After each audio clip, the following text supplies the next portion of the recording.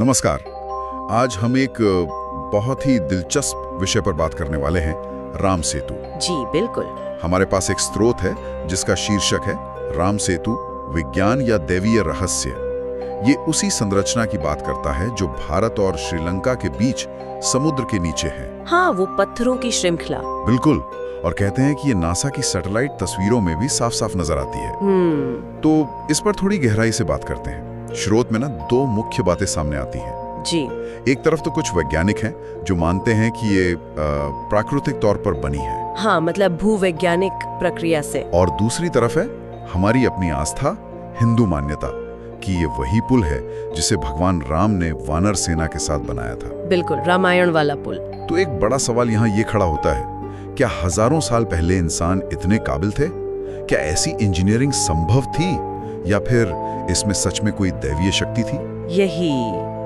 यही तो सबसे दिलचस्प बात है इसमें। ये संरचना देखा जाए तो विज्ञान और आस्था के एक बड़े अनोखे मोड़ पर खड़ी है। स्रोत हमें इन्हीं दो अलग अलग नजरियों पर सोचने को मजबूर करता है।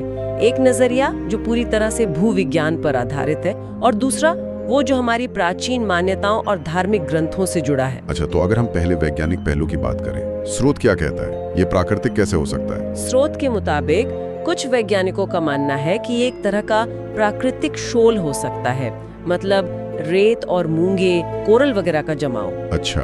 जो शायद वक्त के साथ समुद्री धाराओं की वजह से या समुद्र के स्तर में उतार चढ़ाव के कारण बन गया हो। उनका तर्क इसी पर आधारित है। ठीक है, मतलब प्राकृतिक बनावट।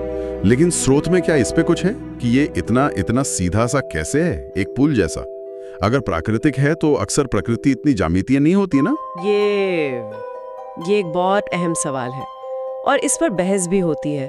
स्रोत शायद बहुत विस्तार में ना जाए इस पर, लेकिन वैज्ञानिक मॉडल ये संभावना जताते हैं। किस तरह की संभावना? कि लंबे समय तक चलने वाली प्रक्रियाएं, जैसे तलछट का जमना, सेडिमेंटेशन जिसे कहते हैं, या कोरल रीफ का विकास, इनसे ऐसी सीधी रैखिक संरचनाएं बन सकती हैं। हालांकि इसकी जो सटीक बनावट है वो हमेशा से एक चर्चा का विषय रही है। समझ गया। अच्छा, अब आते हैं दूसरे पहलू पर जो शायद ज्यादा लोगों को पता है। हिंदू मान्यता के बारे में स्रोत क्या कहता है? स्रोत इसका जिक्र करता है कि ये सेतु त्रेता युग में भगवान राम के कहने पर बना था। हाँ, रामायण के अनुसार। जी बिल्कुल। रामायण का हवाला देते हुए स्रोत बताता है कि नल और नील नाम के बेहद कुशल वानर थे। हाँ, सुना है। उनकी देखरेख में पूरी वानर सेना ने इसे समुद्र पार करने के लिए बनाया था। और कुछ जगहों पर तो ये भी लिखा है कि इसे सिर्फ 5 दिनों में बना दिया गया था। 5 दिन? अरे वाह।